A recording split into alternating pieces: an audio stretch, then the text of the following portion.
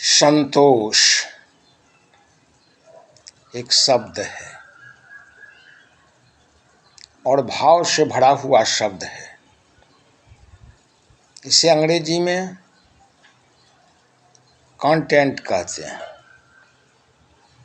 हम लोगों ने मैट्रिक की कक्षा में पढ़ा था स्वीट कंटेंट, बड़ा मीठा होता है। संतोष का फल बड़ा मीठा होता है। इस शब्द का अर्थ होता है जितनी हम कमाई करते हैं उसी में काम गुजारा चला लें। संतोष का यही अर्थ होता है, उसी में हम संतुष्ट रहें। कबीर साहब की वाणी में आया है, साईं इतना दीजिए जा में कुटुम्ब समाय, आपहु भूखा ना रहूं साधु न भूखा जाए। आगे कहा, कबीर साईं मुझको रूखी रोटी दे, चुपड़ी मांगत मैं डरूं रूखी छीन न ले। कबीर साहब की वाणी है। इसलिए सभी को जितनी आय है सामान्य ढंग से ईमानदारी से जितना हम अर्जन करते हैं उसी में गुजारा कर लें, सुखी रहें, यही संतोष है। एक संत हो गए हैं रविदास जी, रविदास जी बड़े ऊंची कोटि के संत थे। सीते थे, नाते थे,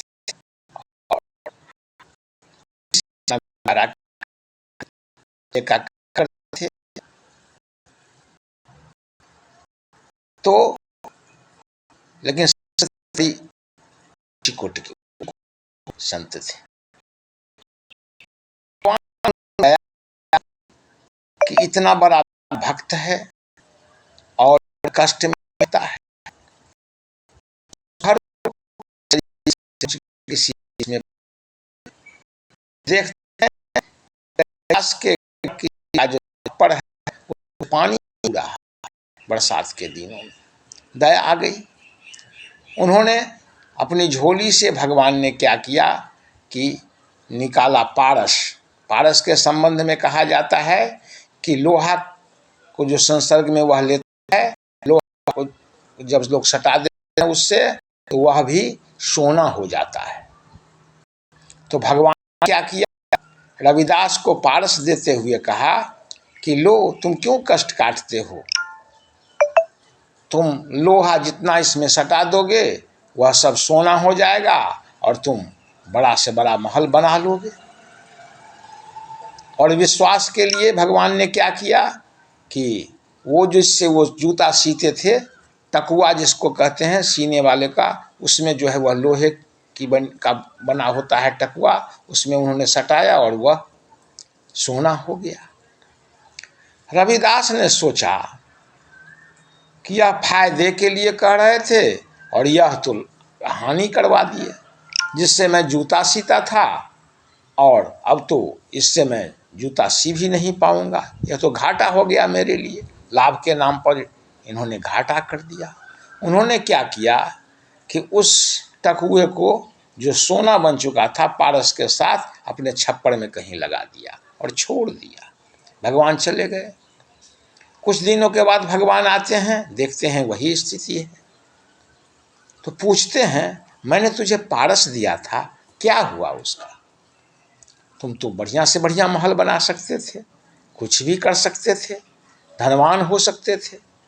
उन्होंने कहा कि वह कहीं छप्पर में फंसा हुआ होगा, रखा हुआ है, मैंने उसका उपयोग नहीं किया। मुझे अपनी मेहनत से जो आमदनी आती है जूते सीने से, जो हमारी आमदनी है, उसी से हम अपना गुजारा कर लेते हैं।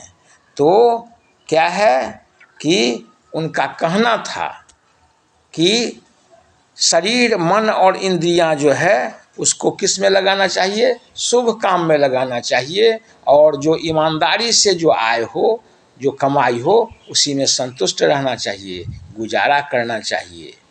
यही कहा। जय